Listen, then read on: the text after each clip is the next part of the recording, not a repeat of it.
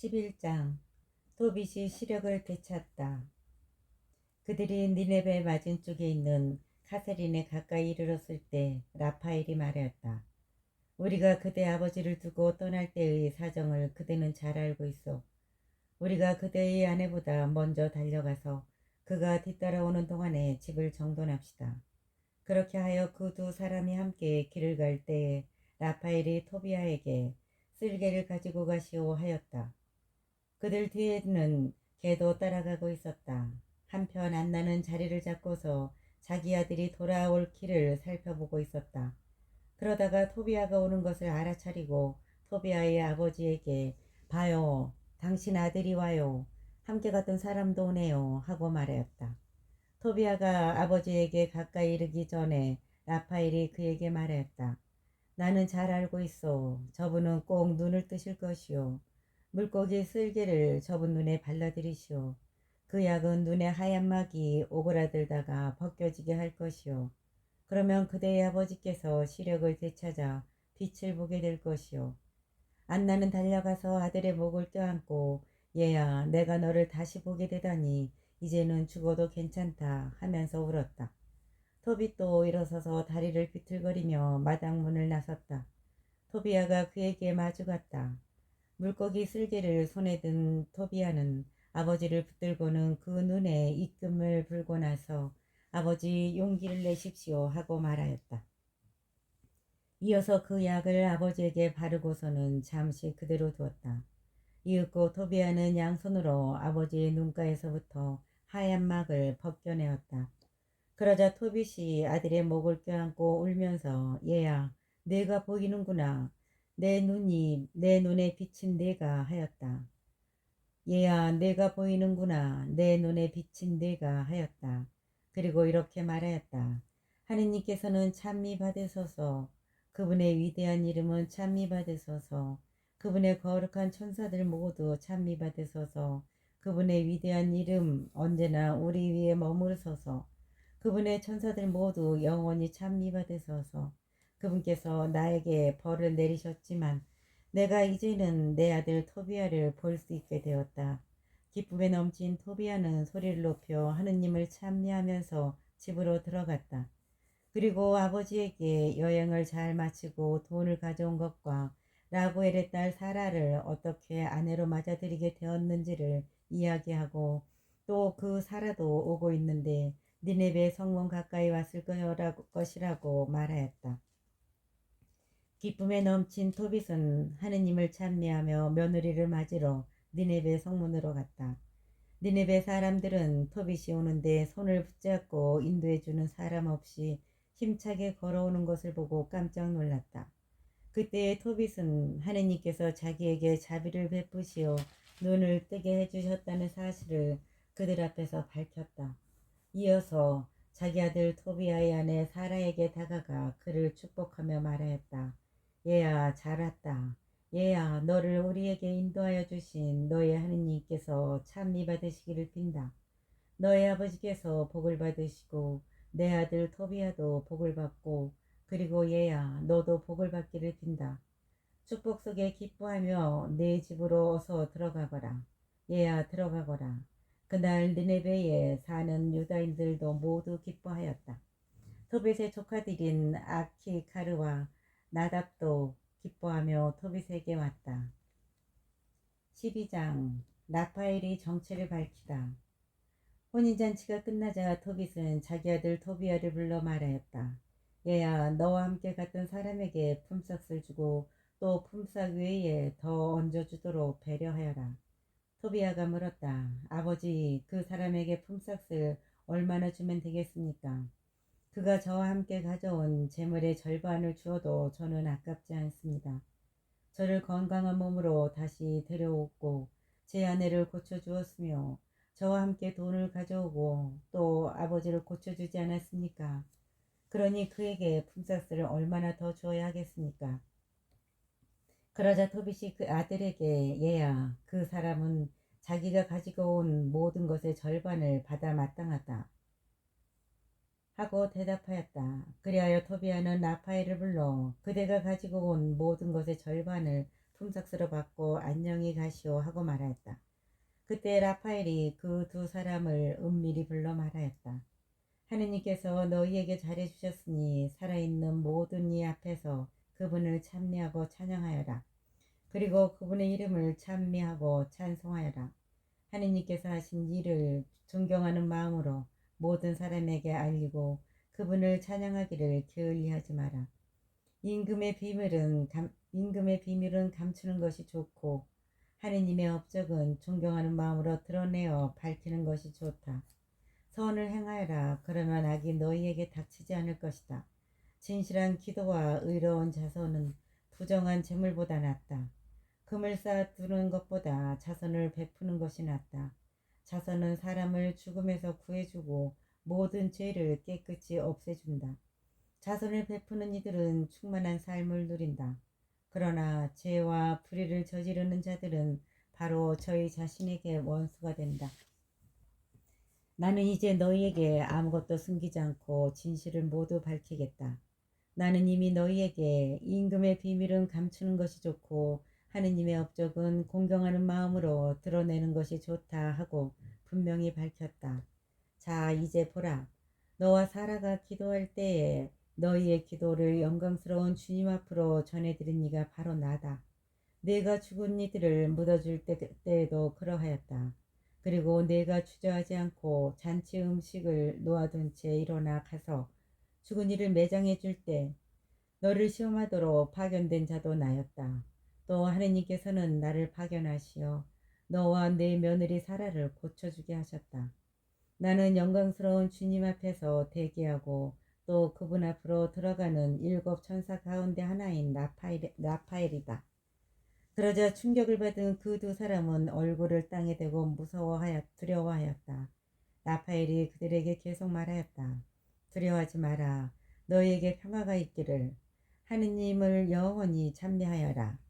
내가 너희와 함께 있었는데 그것은 내 호의가 아니라 하느님의 뜻에 따라 그렇게 한 것이다. 그러니 날마다 그분을 찬미하고 찬송하여라.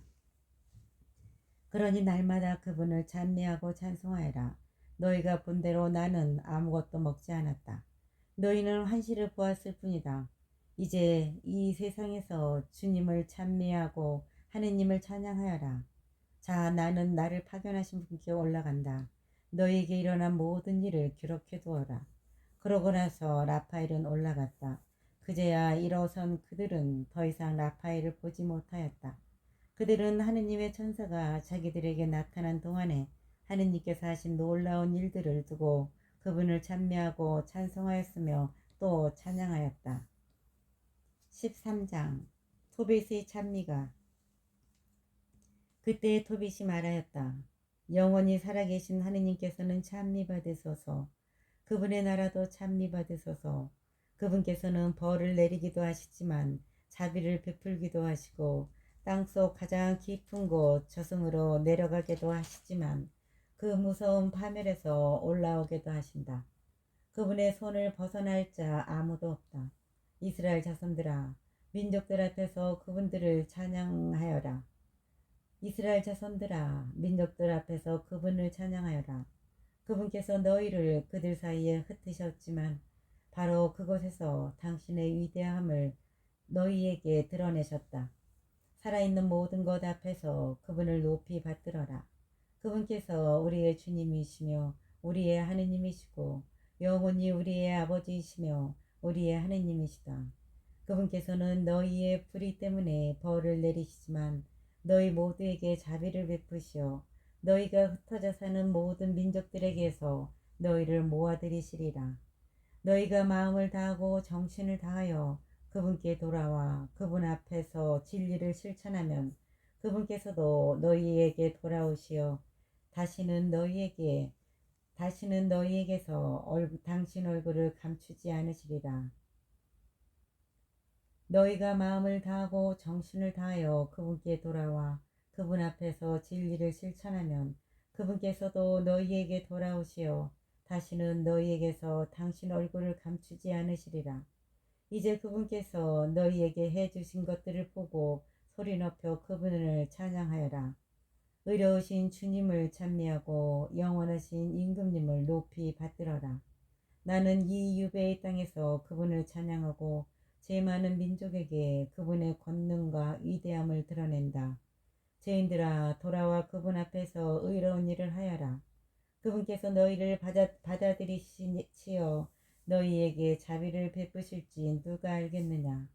나는 내 하느님을, 나의 영혼은 하느님의 하느님을 하늘의 하느님을 높이 받들며 그분의 위대함을 즐거이 알린다. 사람들은 모두 예루살렘에서 그분께 말씀을 올리고 그분을 찬양하여라. 거룩한 도성 예루살렘아, 그분께서는 내 자녀들의 행실 때문에 벌을 내리시지만 다시 의인들의 자녀들에게 자비를 베푸시리라. 예루살렘아, 주님을 올바로 찬양하여라. 영원하신 임금님을 찬미하여라. 내 성소가 다시 기쁨 속에 지어지리라. 그리하여 그분께서 대대로 영원히 모든 유배자를 내 안에서 기쁘게 하시고 고통받는 모든 이를 내 안에서 사랑하시기를 빈다. 밝은 빛 하나가 세상 끝 모든 곳까지 비추리니 저마다 하늘의 임금님께 바칠 일물을 손에 들고 멀리서 많은 민족이 너에게 세상 끝 모든 주민이 너의 거룩한 이름을 향하여 오리라. 모든 세대 사람들이 내 안에서 흥겨운 찬미를 바치리라. 선택받은 도성의 이름은 대대로 영원하리라. 너를 두고 가혹한 말을 하는 자들은 모두 저주를 받으리라. 너를 파괴하고 내 성벽을 허무는 자들, 내 탑들을 무너뜨리고 내 집들을 불사르는 자들은 모두 저주를 받으리라. 그러나 너를 두려워하는 이들은 모두 영원히 복을 받으리라. 예루살렘아, 가서 의인들의 자녀들을 두고 기뻐하여라. 그들이 모두 한데 모여서 영원하신 주님을 찬미하리라. 행복하여라, 너를 사랑하는 이들. 행복하여라, 너의 평화를 기뻐하는 이들. 행복하여라, 내가 받은 온갖 징벌 때문에 슬퍼하는 모든 사람들. 그들은 내 안에서 기뻐하며 영원히 너의 모든 기쁨을 보리라. 내 영혼아 주님을 위대하신 임금님을 찬미하여라. 예루살렘이 다시 세워지고 그 도성에 그분의 집이 다시 세워져 영원히 서 있으리라. 내 후손 가운데 살아남은 자들이 너의 영광을 보고 하늘의 임금님을 찬양할 수 있다면 나 얼마나 행복하리요. 내 후손 가운데 살아남은 자들이 너의 영광을 보고 하늘의 임금님을 찬양할 수 있다면 나 얼마나 행복하리요. 예루살렘의 성문들은 청옥과 취업으로, 성벽은 모두 보석으로 만들어지고 예루살렘의 탑들은 금으로, 그 성과 키들은 순금으로 만들어지며 예루살렘의 거리들은 홍옥과 오피르의 돌로 포장되리라. 또 예루살렘의 성문들은 기쁨의 창가를 부르고 그곳의 집들은 모두 할렐루야, 이스라엘의 하느님께서는 찬미받으소서 하고 말하리라. 14장. 또 복을 받은 이들은 거룩한 그 이름을 영원토록 찬미하리라. 토빗의 찬양 노래는 이렇게 끝난다. 토빗의 유언과 죽음. 토빗은 112살에 평화로이 죽어 장엄한 장례식과 함께 니네베에 묻혔다. 그가 시력을 잃은 것은 62살 때였는데 시력을 되찾은 뒤에도 그는 자손을 베풀었다. 또 줄곧 하느님을 찬미하고 그분의 위대함을 찬양하며 부유하게 살았다. 토빗은 죽을 때가 되자 자기 아들 토비야를 불러 이렇게 분부하였다. 얘야, 내 자식들을 데리고 서둘러 메디아로 피신하여라. 나움이 니네베를 두고 선포한 하느님의 말씀을 나는 믿는다. 그 모든 말씀이 그대로 이루어져서 아시리아와 니네베에 그대로 실현될 것이다.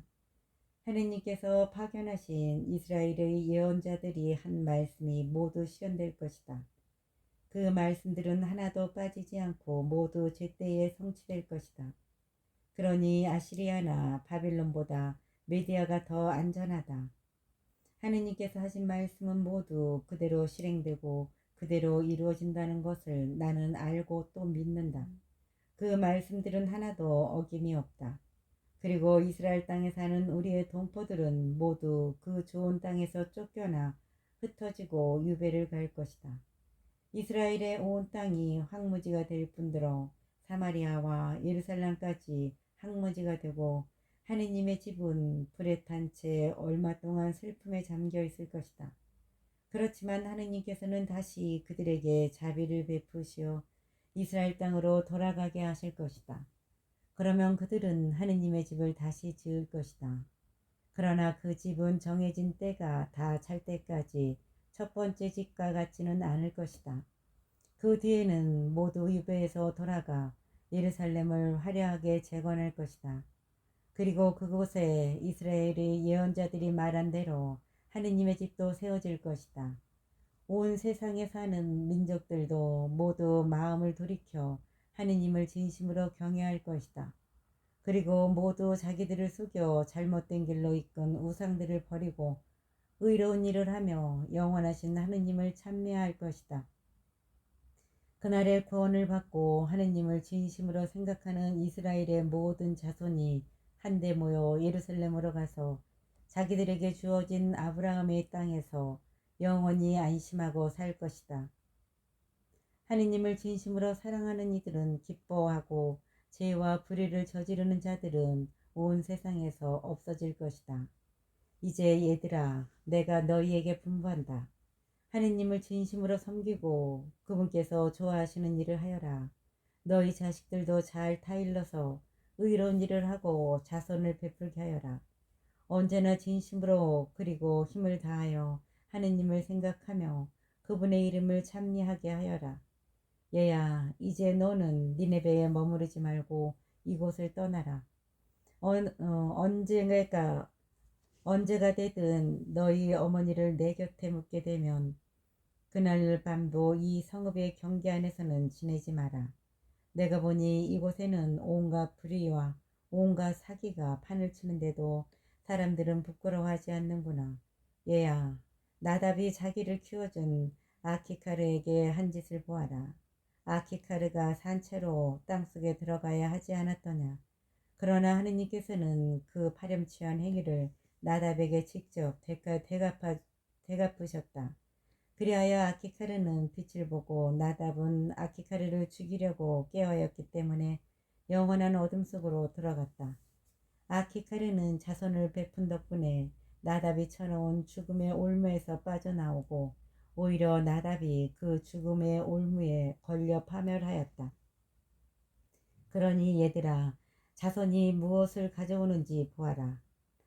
그리고 불의가 무엇을 가져오는지 보아라. 죽음뿐이다. 이제 내 숨이 끊어지려고 하는구나. 사람들이 토빗을 침상에 눕히자 그가 죽었다. 그리고 장엄한 장례식과 함께 묻혔다. 맺은말. 그 뒤에 어머니가 죽자 토비아는 어머니를 아버지 곁에 묻었다. 그리고 아내와 함께 메디아로가 엑바타나에서 장인 나고엘과 살았다. 그는 늙은 처부모를 존경하는 마음으로 잘 모시다가 메디아의 엑바타나에 그들을 묻었다. 그리하여 그는 자기 아버지 토빗만이 아니라 라구엘의 재산까지 물려받았다. 토비아는 영예롭게 살다가 117살에 죽었다. 그는 죽기 전에 니네베가 멸망하였다는 소식을 들었고 또 메디아 임금 키아카레스가 니네베에서 포로로 잡은 자들이 메디아로 끌려오는 광경을 보았다. 그리고 하느님께서 니네베와 아시리아 사람들에게 하신 모든 일을 두고 하느님을 찬미하였다. 이렇게 토비아는 죽기 전에 니네베를 두고 기뻐하며 영원무궁하신 주 하느님을 찬미하였다.